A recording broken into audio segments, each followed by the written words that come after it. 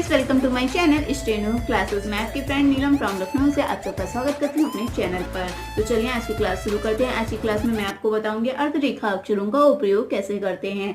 प्रथम खंड यानी कि इसको दो भागों में डिवाइड किया गया है, प्रथम खंड और द्वितीय खंड में। पतले अकेले रूप को आधा करने से यह समझा जाता है कि उसके साथ ता अथवा था जोड़ दिया गया है। ठीक है, जैसे हमें एग्जाम्पल लिखना है पा त। ठीक है, पा को हमने छोटा कर दिया यानी कि इसमें ता ज्वाइंट हो गया है। लाइट अक्षर के साथ में लाइट अक्षर ज्वाइंट हो गया है तो ये हो गया पात। क्लियर? ऐसे अगर हमें सिर्फ लिखना हो पा तो हमने पा को बड़ा लिख दिया और मात्रा लगा दी। क्लियर? ऐसे अगर यहाँ पे होता पात यानी कि पा के साथ में था आ रहा है, पा भी लाइट होता है, था भी लाइट होता है, तो हम पा को छोटा सा बनाएंगे लाइन से ऊपर क्योंकि आ की मात्रा आ रही है। तो पा को छोटा आधा बनाने से ये माना जाएगा कि या तो इसके साथ में ता ज्वाइंट हुआ है या फिर इसके साथ में था ज्वाइंट हुआ है, यानी कि पा को छोटा बनाने पर ता या था पढ़ा जाता है। क्लियर? ऐसी एक और एग्जांपल आपको बता देती हूँ। जैसे हमें लिखना है मात। ठीक, माँ को हमने छोटा सा लिख दिया, आ की मात्रा आ रही है इसलिए लाइन से ऊपर है, तो ये हो गया मात। माँ को छोटा करने पर या तो ता पढ़ा जाएगा या तो था पढ़ा जाएगा। वो वर्ड के अकॉर्डिंग आपको देखना पड़ेगा कि हमें था ज्वाइन करना है या ता ज्वाइन करना है। क्लियर? ऐसे अगर हमें लिखना है अनाथ। ठीक है, छोटा सा ना बनाया,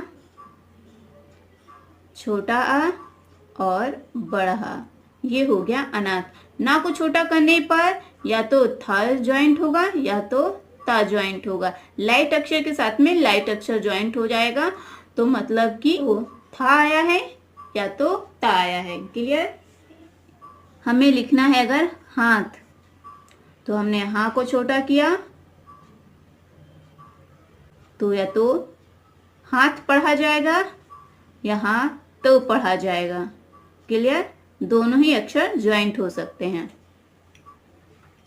मोटे अकेले रूप को आधा करने से यह समझा जाएगा कि दा धा जोड़ दिया गया है।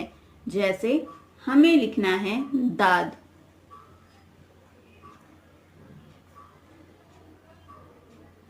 दा डार्क होता है तो हमने छोटा सा दा लिखा, आ की मात्रा लगा दी, तो इसका मतलब हो गया ये दाद हो गया।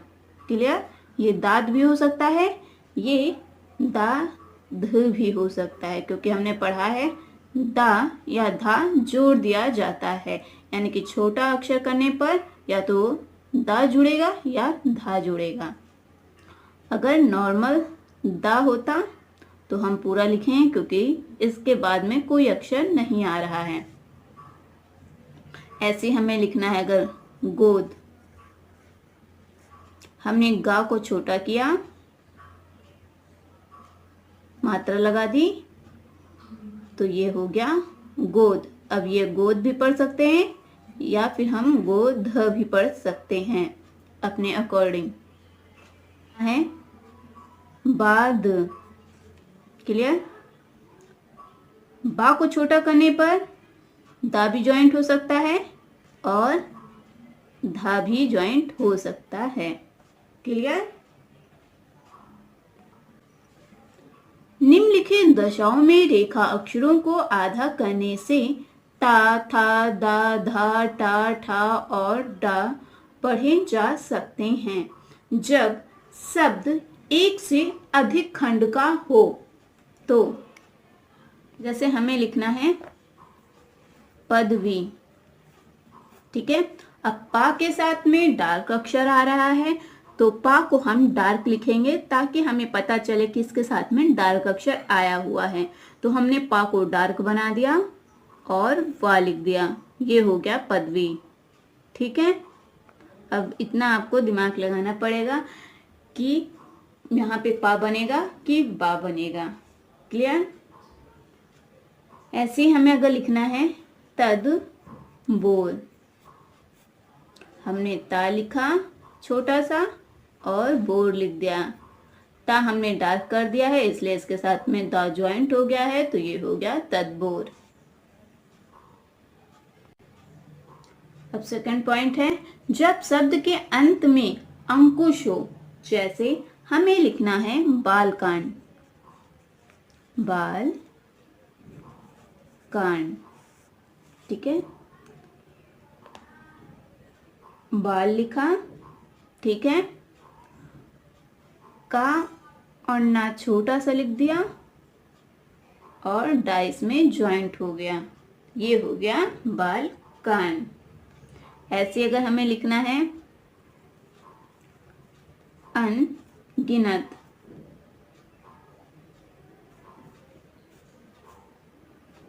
ठीक है, हमने ना लिखा, गा को छोटा करके ना लिख दिया, ये हो गया अनगिनत।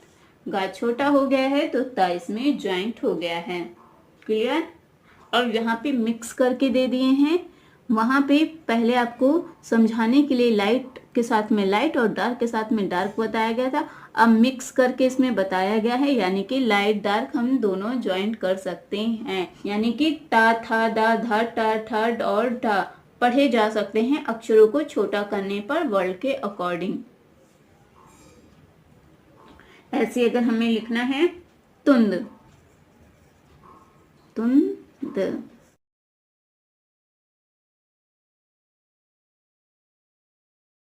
ये लाइन पे ही रहेगा। हमने ता छोटा सा लिखा और ना छोटा सा लिखा।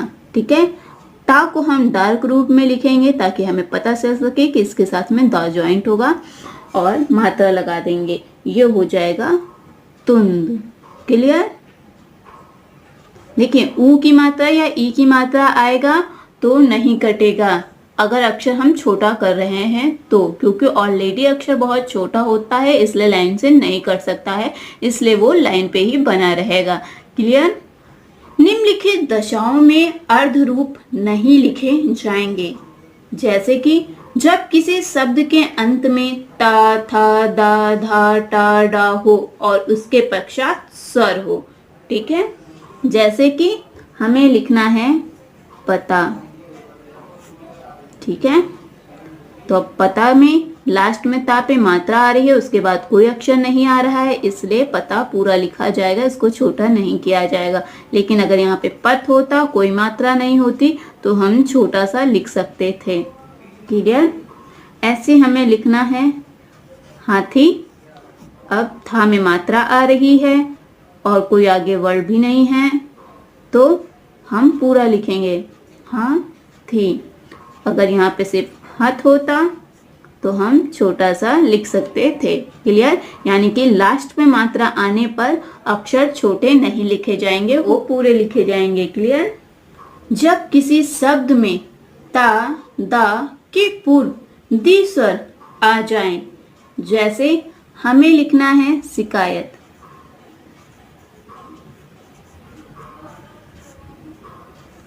हमने शा लिखा, का लिखा और ता लिखा, और या का हमने साइन बना दिया, ये हो गया शिकायत। ऐसी अगर हमें लिखना है विलायत,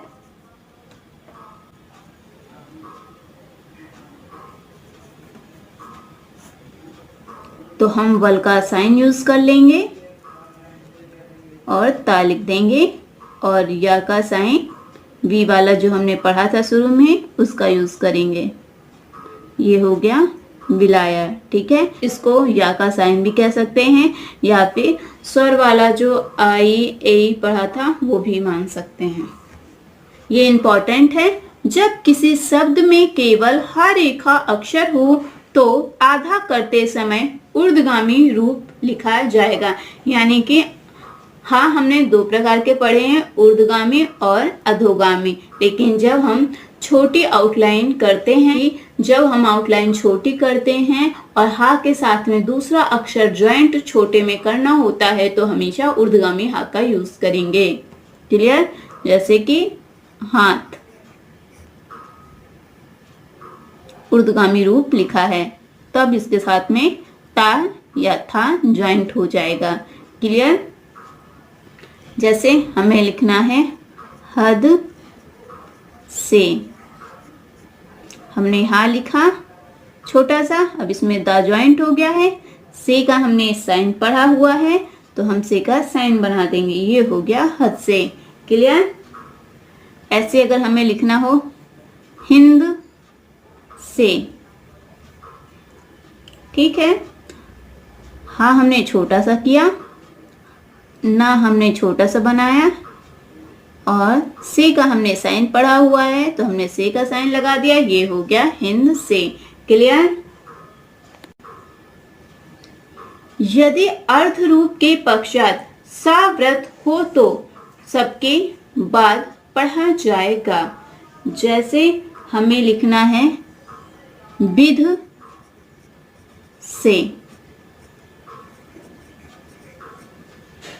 हमने बा छोटा सा लिखा, अब बा छोटा सा लिखा है तो धा ज्वाइंट हो गया है, से का हमने साइन पढ़ा हुआ है तो हमने से का साइन लगा दिया और ई की मात्रा लगा दी, ये हो गया विध से।